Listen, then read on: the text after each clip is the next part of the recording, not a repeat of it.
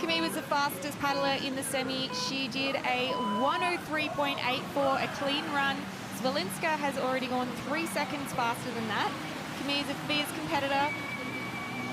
She will be doing everything she possibly can to put herself on that podium. She's had to wait and watch. Some swift work there through the opening up street gates at 4 and 5. You told me this term the other day, she's got a runny nose, it's going swiftly. Charging down.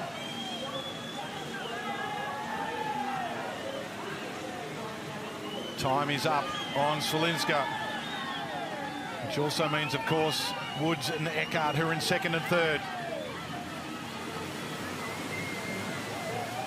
Little deep there, extra stroke and a half. Very nice through gate 13.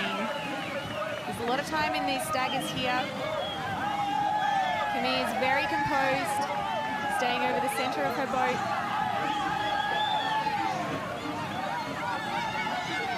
Has dropped some time though, back to 1.67 seconds.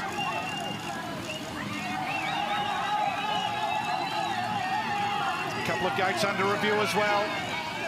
Dramatic final, few gates here. Women's kayak final at the World Championships in Penrith. Dropping more time, 2.96.